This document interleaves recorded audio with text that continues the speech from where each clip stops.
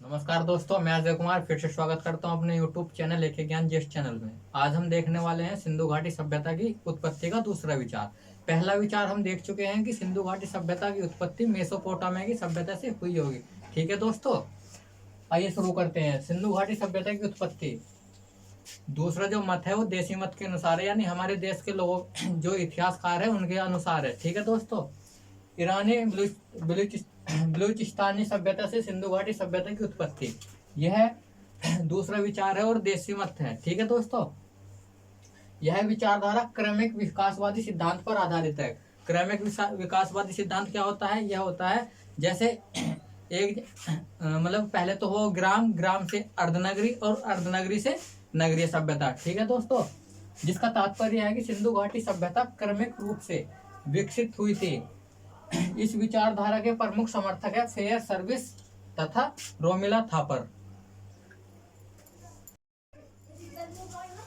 इनका मानना है कि ईरानी बलूचिस्तानी संस्कृति से ही सिंधु घाटी सभ्यता का उद्भव और विकास हुआ होगा। ठीक है दोस्तों, इन इतिहासकारों का मानना है कि कोई भी नगरीय सभ्यता एकदम से विकसित नहीं होती, बल्कि अचानक से विकसित नहीं होती, बल्कि ग्रामीण से अर्धनगरीय और अर्धनगरीय से नगरीय होती हो। ठीक है, जैसे कोई चीज पहले ग्राम रहा होगा, ग्राम से कस्बा बना होगा, कस्बे से शहर बना होगा। ठीक है दोस्तों, ग्रामीण से अर्धनगरीय और अर्धनगरीय से नगरीय के रूप में विकसित होती है। उत्पाद हड़प्पा के पूर्व के इन ग्रामीण स्थलों में पहले उत्पादन में वृद्धि हुई होगी, यानी हड़प्पा के जो पूर्व के स्थल थे, ग्रामीण स्थलों में पहले उत्पादन में वृद्धि हुई होगी।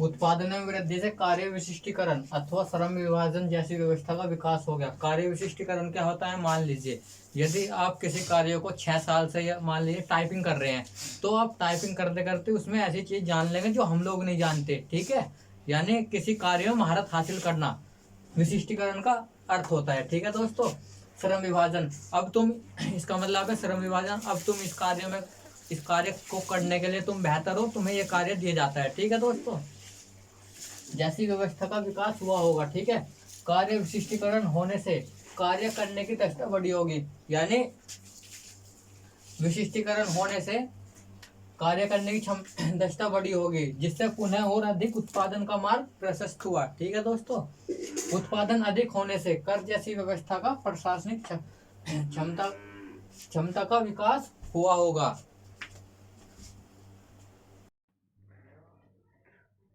टॉपिक पे आगे जाने से पहले हम रिवीजन कर लेते हैं एक बार कि हमें सिंधु घाटी सभ्यता के बारे में क्या क्या जान लिया है। ठीक है दोस्तों, हमने जान लिया है सिंधु घाटी सभ्यता का भौगोलिक विस्तार कितना था। ठीक है दोस्तों,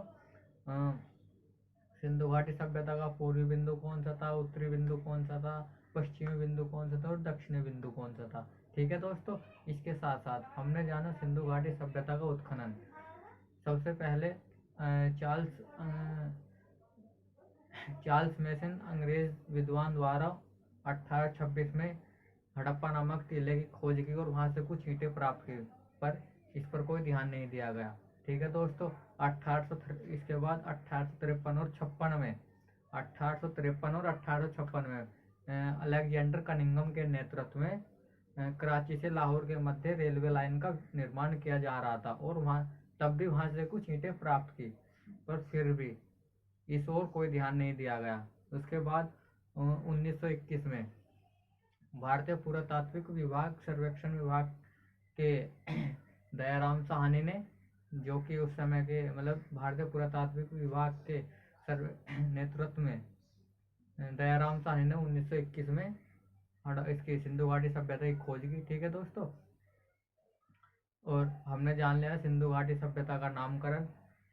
सिंधु घाटी सभ्यता को हड़प्पा सभ्यता भी कहते हैं, सरस्वती घाटी सभ्यता भी कहते हैं, सिंधु घाटी सभ्यता भी कहते हैं, प्रथम नगरीय क्रांति भी कहते हैं, काश्ययुगीन सभ्यता भी कहते हैं। ठीक है दोस्तों, और सिंधु घाटी सभ्यता कालक्रम क्या है कि रेडियो कार्बन विधि द्वारा, सही समय तो पता नहीं लग पाया, पर फिर भी कार्बन विधि द्वारा 2350 और 1750 ईस्वी माना जाता है। ठीक है दोस्तों, अब हमने जान लिया सिंधु घाटी सभ्यता की उत्पत्ति।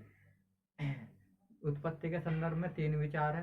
पहला विचार है विदेशी विचार। जो लोग ये मानते हैं कि सिंधु घाटी सभ्यता की उत्पत्ति मेसोपोटामिया की सभ्यता से हुई होगी, यह एक विदेशी विचार है। ठीक है दोस्तों। इसके दूसरा विचार है कि सिंधु घाटी सभ्यता की उत्पत्ति बलूचिस्तानी सभ्यता से हुई होगी। ठीक है दोस्तों, यह भी एक भारतीय विचार है। ठीक है। इसके बाद में तीसरा विचार है सिंधु घाटी सभ्यता की उत्पत्ति सोथी सभ्यता से हुई होगी। ठीक है, ये भी एक भारतीय विचार है। आइए शुरू करते हैं। सोथी सभ्यता से सिंधु घाटी सभ्यता की उत्पत्ति। चौथी सभ्यता से सिंधु घाटी सभ्यता की उत्पत्ति। अमलानंद घोष तथा डीपी अग्रवाल जैसे कुछ इतिहासकारों का मानना है कि सिंधु घाटी सभ्यता ही सोथी सभ्यता का विकसित रूप है। अमलानंद घोष और डीपी अग्रवाल जैसे कुछ इतिहासकारों का मानना है कि सिंधु घाटी सभ्यता ही सोथी सभ्यता का विकसित रूप है। इसके बाद सोथी सभ्यता की खोज अमलानंद घोष ने 1853 में राजस्थान में की। सोथी सभ्यता की खोज अमलानंद घोष ने 1853 में राजस्थान में की। ठीक है दोस्तों।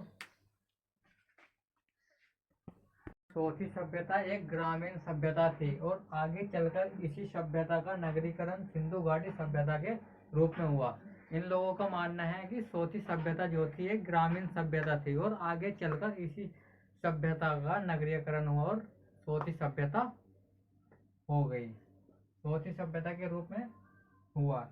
चौथी सभ्यता तथा सिंधु घाटी सभ्यता इन दोनों से कुछ प्राप्त कुछ मृद भांडों पर पीपल के पत्तों के चिन्ह, बर्तनों में समानता तथा रस्सी के प्रमाण जैसे कुछ साक्ष्यों के आधार पर दिया जाता है कि सिंधु घाटी सभ्यता का विकास ग्रामीण सोथी सभ्यता से हुआ होगा।